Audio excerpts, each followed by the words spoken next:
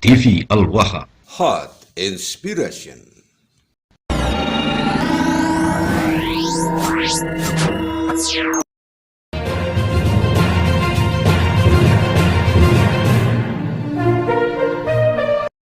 Sebenarnya kisah yang pertama adalah dalam 2 bulan terakhir ini saya dilibatkan oleh pemerintahan Somalia. Saya melakukan Zoom meeting dengan para menteri di Somalia dan juga dari kepresidenan Somalia. Zoom meeting berkali-kali. Mereka ingin tanya bagaimana sih cara Indonesia itu mengatasi kelompok-kelompok teror dan ekstrim ini.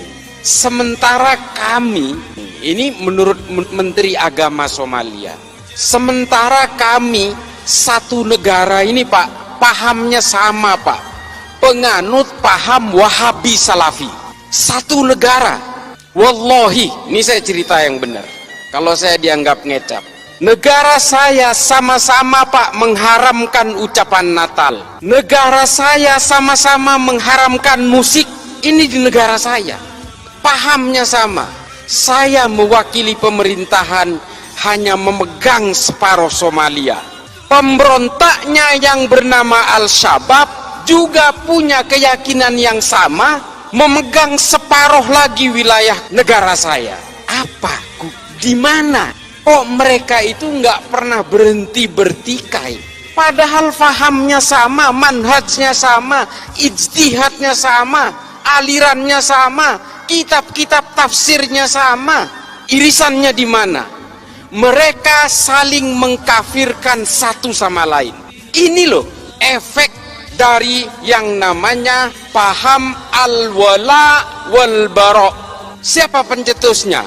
Ibnu Taimiyah. Bantah saya. Kalau yang mau bantah, baca dulu kitab-kitabnya Ibnu Taimiyah. Mengapa Ibnu Taimiyah menulis ini? Mengapa? Ini yang di Zoom, tolong perhatikan. Ibnu Taimiyah hidup pada masa keruntuhan Bani Abbasiyah dari serbuan bangsa Mongol tahun 1258. Dan ketika itu Ibnu Taimiyah hidup pada masa periode peperangan orang Eropa dengan orang Arab Islam untuk memperebutkan Yerusalem. Ini kuncinya. Makanya kalau kita baca semua kitab-kitab Ibnu Taimiyah itu betul-betul selalu menggugah keterpurukan politik Islam pada masanya. Makanya kalau di TV saya sering bilang gini adik-adik, kita ini semua bukan penganut agama sebenarnya. Kita ini adalah penganut tafsir-tafsir agama. Maka kita kemudian semua berbeda-beda. Sesama agama Islam pun tafsirnya berbeda-beda. Makanya kita ini adalah penganut tafsir-tafsir agama. Kalau kalian tanya saya, Islam ini agamanya apa? Islam. Ada pertanyaan lanjutan, NU apa Muhammadiyah? Sunni apa Syiah? Belum bicara manhaj, belum bicara ijtihad, belum bicara mazhab, Syafi'ikah, Malikikah, Hanafikah, Hambalikah. Ini tafsir-tafsir semua. Sesama Islam, sesama Syafi'i, sesama NU pun masih ada yang satu pengusung khilafah, yang satu bukan. Ini tafsir lagi. Makanya kemudian kita itu sering sekali saya berbicara di media ini. Janganlah kemudian kalian mengklaim kebenaran-kebenaran itu. Karena Allah itu betul-betul menekankan dengan cetak tebal dalam Al-Quran itu. Bahwa saya menciptakan manusia ini dalam segala perbedaannya. Baik bersuku-suku, berbangsa-bangsa, dengan tafsir-tafsirnya, beragama yang berbeda, dengan konsep lita'arofu. Lita'arofu itu apa? Saling mengenallah kalian, berinteraksilah kalian dengan segala perbedaannya. Perbedaan ini sunnatullah. Adik yang tidak pakai hijab, Islam. Hindu, saya tahu dia Hindu nggak pakai hijab karena dia itu lahir dari orang tua beragama Hindu. Yang di depannya kan pakai hijab karena lahir dari orang tua beragama Islam. Ini takdir-takdir kelahiran dan keimanan itu tidak bisa dipisah begitu saja, Dek. Lalu kalau kalian merasa paling benar, mengklaim paling kebenaran itu ada di pihak saya, kalian akan belajar tentang kebencian dan perbedaan itu dan kalian melawan sunnatullah. Ini loh yang kita ingin gugah hari ini, kenapa saya harus datang ke sini. Dan semua klaim-klaim kebenaran, hegemoni kebenaran itu kemudian datang berlipat-lipat, berlapis-lapis dengan kepentingan-kepentingan politik. Makanya kemudian ajaran-ajaran Ibnu Taimiyah itu diimplementasikan dalam gerakan-gerakan kemerdekaan Saudi dari cengkraman Kekaisaran Ottoman pada zamannya. Lalu kemudian keterpurukan politik Islam di Mesir dijadikan juga sebagai acuan-acuan oleh Said Qutb dari Fi Dilalil Quran dan juga Malim fil Thariq. Dari situ kemudian berkembang, ditulis oleh Muhammad Qutb dengan Jahiliyatul Qarnin Isrin, ditulis ulang oleh Al-Qaradawi, Ayman Al-Zawahiri, diimplementasikan oleh Osama bin Laden, oleh Abu Bakar Naji dalam Idarat At-Tawahus. Kemudian semua bergulung-gulung dengan kebencian-kebencian dan brutalitas. Itulah yang menciptakan teror itu. Lalu ada pertanyaan, Pak, Wahabi Salafi itu kan tidak mengajari kita tentang kekerasan. Iya dek, memang iya. Di situ tidak mengajarkan kekerasan, tapi lihat produk akhirnya. Yang ditahan oleh Densus hari ini sama usul fikihnya dengan orang-orang yang diyakini dari Wahabi Salafi itu. Kalau kalian mengharamkan musik, teroris yang dipenjara hari ini juga mengharamkan musik. Nih, kalau kalian mau tahu. Yang kalian haramkan pajak dan perbankan dan sebagainya itu, teroris yang ditangkap Densus juga pemahamannya sama, pemahaman fikihnya sama. Kalau kalian itu sekarang tidak mau menyanyikan lagu Indonesia Raya, hormat bendera dan sebagainya, mengharamkan wayang dan sebagainya, itu loh, teroris yang dipenjara itu juga sama. Ini kisah yang pertama tentang Somalia. Somalia hari ini tidak berhasil menenteramkan rakyatnya karena saling mengkafirkan satu sama lain dengan tafsir-tafsir agama yang sama. Apakah kemudian kita mau menyimplifikasi gerakan-gerakan seperti ini? Ada disclaimer, oh itu kan tergantung orangnya. Iya, yang namanya Al-Shabaab, nih saya kasih tahu, yang namanya Al-Shabaab itu berasal dari 32 orang yang aktif dalam kajian Islam di dalam ketentaraan Somalia. Namanya Kajian Islam Al-Ittihad Al-Islamiyah. Nama pemimpinnya siapa? Kolonel Muhammad Hasan. Setelah dia berkembang di dalam pengajian itu, jumlahnya makin banyak, lalu dia merekrut penjahat-penjahat jalanan dan bajak laut di Somalia. Sehingga entitas mereka membesar, lalu dia mengambil senjata di gudang-gudang senjata di barak-barak mereka, lalu mereka berdiri menjadi kekuatan besar yang namanya Al-Shabaab. Dan mereka sulit dikendalikan hari ini. Mereka berkembang ke Somaliland, Tanzania, Eritrea, dan ke negara-negara tanduk Afrika. Atas nama apa? Atas nama agama. Apakah agama ini memang diciptakan untuk saling membenci? Apakah agama ini memang diciptakan untuk saling mengkafirkan? Fungsi agama adalah menertibkan manusia. Kalau kemudian ada orang yang dengan memeluk agama, memeluk keyakinan agama, tiba-tiba dia tidak merasa tentram, gelisah dengan keimanan orang lain, ingin mengkafir-kafirkan orang lain, bukan salah agamanya, Dek, salah tafsirnya. Makanya saya bilang kita ini adalah penganut tafsir-tafsir agama. Lalu apa sikap kita kalau kita ingin dikatakan orang yang beragama?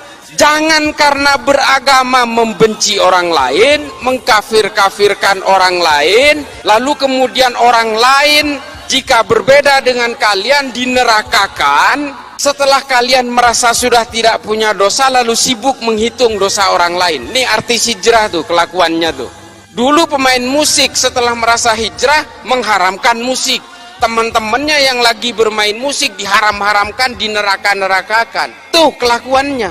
Setelah dirinya merasa tobat, lalu dia sibuk menghitung dosa orang lain. Ini karena tafsir-tafsir al-wala wal bara itu loh. Ini betul-betul menjadi concern saya. Makanya kalau kalian lihat di TV, saya selalu menentang ini. Ayolah bawa agama Islam ini, termasuk agama-agama lain ini, tolong bawa deh ke dalam arah kedamaian, anti kebencian, anti kekerasan. Itu baru beragama namanya.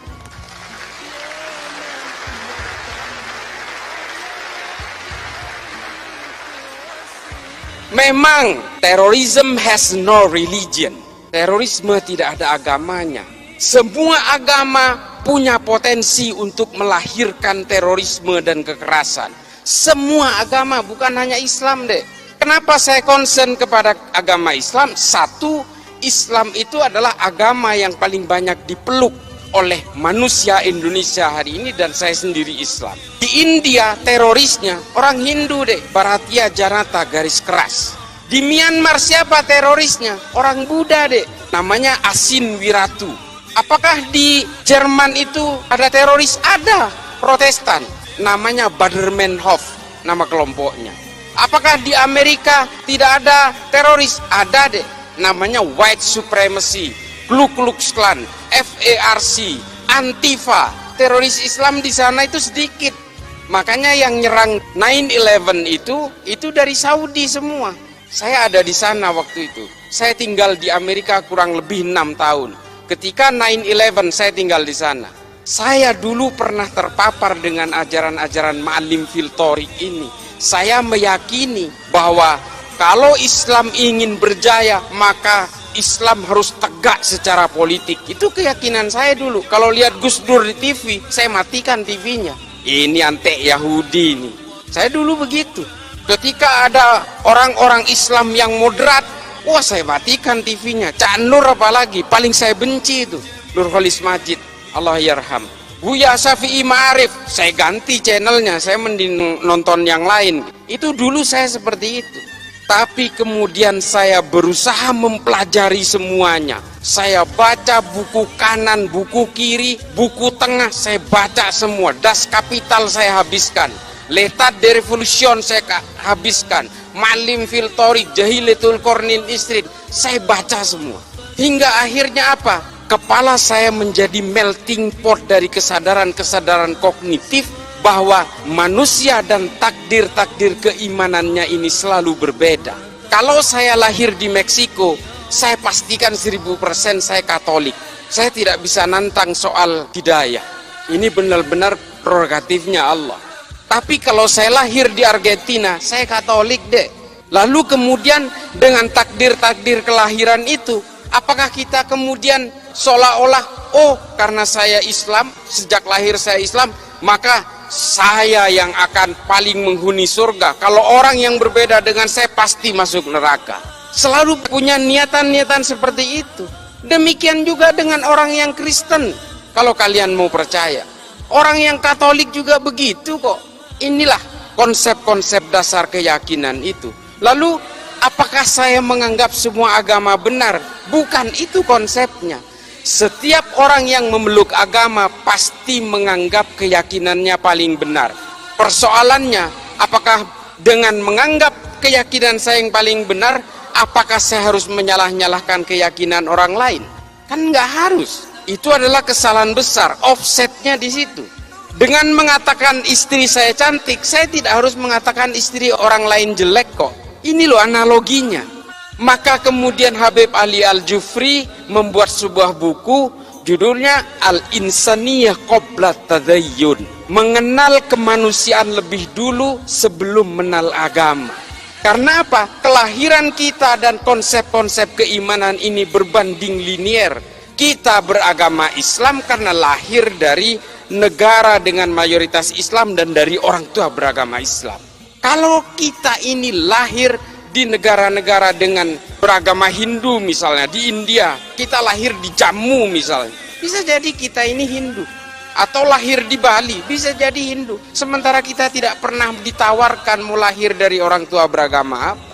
Tiba-tiba kita lahir brojol Islam, ikut keimanan orang tua, lalu I'm the man, I'm the holder of universe. Ini loh penyakit-penyakit orang yang kemudian menghegemoni keimanan bahwa dia itu adalah pemegang kebenaran tunggal. Makanya kalau kita ingat tulisannya Thomas Aquinas dalam Summa Theologica, saya paling memegang ini. Meskipun Santo Thomas Aquinas ini adalah seorang Katolik, bukunya itu saya habiskan. Saya itu pembaca buku, Dek. Ya saya nggak jumawa ya. Saya itu 1000 halaman rata-rata per bulan. Saya baca buku itu. Makanya saya merasa I'm feeling free. Saya merasa merdeka dengan berbagai bacaan yang saya baca ini. Saya betul-betul tidak terborgol oleh keyakinan-keyakinan sepihak. Kata Thomas Aquinas apa? Hominem unius libri. Saya paling takut kalau ada orang baca satu buku lalu dianggap ini adalah kebenaran paling mutlak. Bahaya sekali. Kemudian yang saya kisahkan kedua adalah ketika kemarin Densus melakukan penangkapan di Poso sebanyak 22 orang secara serentak di semua sekitar Poso, ada Tojo Una-Una, Ampana, dan juga di kota Poso ada salah satu anak muda yang saya wawancarai, saya interogasi. Umurnya belum genap 17 tahun. Dia ditangkap karena dia ingin melakukan aksi teror, melakukan latihan-latihan militer untuk naik ke Gunung Biru menggantikan kelompoknya Ali Kalora yang sudah dihabisi. Dari hasil interogasi itu adalah dia ini siswa SMA 1 Poso. Akademisnya bagus, nilainya bagus, punya kecerdasan. Lalu dia keluar dari sekolah itu, dia berhenti. Karena apa? Dia mendapatkan pemahaman bahwa sekolah ini dibangun oleh negara Togut dengan biaya-biaya dari uang riba. Coba. Ini semua adalah negara riba karena ada kelindan perbankan di sini. Coba bayangin tuh. Ini kasus yang pertama. Kasus yang kedua, ada seorang mahasiswi Gunadarma yang dia meyakini bahwa karena bank itu adalah riba, lalu semua ini menjadi riba, termasuk jalan aspal yang melibatkan bank, gaji pegawai negeri yang melibatkan bank, sehingga menurut dia KTP pun itu adalah benda haram. Sehingga apa? Dia merasa mengalami keterjepitan sosial, lalu dia nyerbu ke Mabes Polri, bawa airsoft gun, dia bunuh diri di situ, minta ditembak. Namanya Zakiyah Aini, tahun 2020. Temuan-temuan seperti ini kemudian saya mengambil kesimpulan adalah bahwa paham-paham yang seperti ini pada akhirnya memberikan kita kepada dua pilihan. Either kita menjadi orang munafik, atau menjadi kita manusia-manusia yang sempit. Ini kesimpulan saya. Kesimpulan saya itu pada akhirnya adalah kita betul-betul harus mempelajari agama itu secara komprehensif. Kalau kita mengharamkan bank, jangan naik pesawat, siapapun. Tidak ada maskapai penerbangan yang membeli lunas pesawat itu. Semuanya nyicil, pakai bunga, Dek. Jangan naik haji, naik pesawat, jalan kaki aja. Janganlah kita jadi orang-orang yang hipokrit, yang munafik, mengharamkan sumbernya dari hulu sampai hilirnya kemudian merasa dihalalkan. Ini jangan sampai seperti itu. Konsep usul fikih itu adalah tabi'ut tabi'un. Kalau di atasnya haram, di hilirnya pasti haram. Kalau di atasnya halal, di bawahnya belum tentu halal, bisa jadi haram. Legen, tua, cuka. Halal, haram, halal. Tapi kalau di atasnya haram, ke bawahnya haram semua. Bir sepakat kita haramkan. Bir ya. Kalau kalian jadi tukang parkir di pabrik bir, haram juga penghasilannya. Itu loh konsep usul fikih. Kalian kalau ingin mengharamkan bank konvensional, apa yang kalian kenakan ini semua melibatkan bank. Kalian akan menjadi munafik semua. Lalu apa antisipasinya? Darul Iftah Majelis Ulama Mesir kemudian menghalalkan bank-bank konvensional ini dengan alasan riba. Kita betul-betul mengharamkan itu. Allahu ahallal bai'a wa harrama riba, jelas. Tapi apakah bank konvensional masuk kategori riba? Ini yang diredefinisi ulang. Hukum perbankan itu diharamkan ketika produknya belum ada di abad pertengahan. Ini loh yang perlu redefinisi itu. Yang terakhir adalah, pada intinya adalah apapun keyakinan kalian, tafsir kalian, agama kalian. Satu kuncinya. Ini yang disebut dengan moderasi beragama. Kalau kalian meyakini bahwa Tuhan itu satu, yang Islam nih, yang Islam. Kalau kalian betul-betul meyakini kul huwallahu ahad, kalian betul-betul menganggap bahwa Islam itu adalah monoteism, termasuk yang beragama lain, maka kita juga harus meyakini bahwa manusia dimanapun dengan agama yang berbeda-beda, dengan Kristen, dengan Hindu dan Buddha, itu pasti diciptakan oleh Tuhan yang sama. Ini tolong kalian rekam. Kalau kalian ini diciptakan oleh Tuhan yang sama, lalu untuk apa kalian itu bertikai dengan keyakinan dan keimanan itu? Itu loh kuncinya. Itu yang disebut moderasi beragama. Moderasi beragama ini bukan sekuler, bukan liberal, bukan. Tetaplah kalian dengan keyakinan-keyakinan agama dan tafsir-tafsirnya itu. Satu saja, jauhi kebencian, jauhi kekerasan, jaga nama baik agama masing-masing, supaya apa? Supaya agama kalian ini tetap menjadi daya tarik.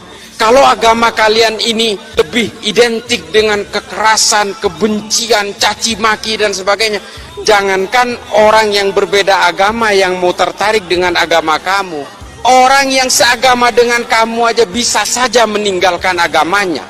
Kita selalu mencatat bahwa ada orang non-Islam masuk Islam. Oh, kita girang banget. Sinead O'Connor masuk Islam. Wah, keren. Marcel Siahaan masuk Islam, keren. Kita hanya menghitung secara statistik orang non-Islam yang mengkonversi agamanya ke dalam agama Islam. Tapi kita tidak pernah mencatat orang Islam yang keluar dari Islam, tidak pernah ada prosesinya, tidak pernah ada statistiknya, karena KTP-nya tetap Islam tapi dia sudah menjadi agnostik atau menjadi ateis. Kenapa? Karena Islam selalu digambarkan dengan kekerasan-kekerasan dan kebencian, membid'ahkan satu sama lain, mengkafirkan satu sama lain, sehingga hidupnya seperti pepat dan sempit. Agama bukan tujuannya untuk itu. Agama itu adalah melonggarkan berbagai isi batinnya tanpa menghilangkan konsep-konsep teologisnya, tanpa menghilangkan kehausan spiritualnya. Terima kasih banyak. Ini agak sedikit ini.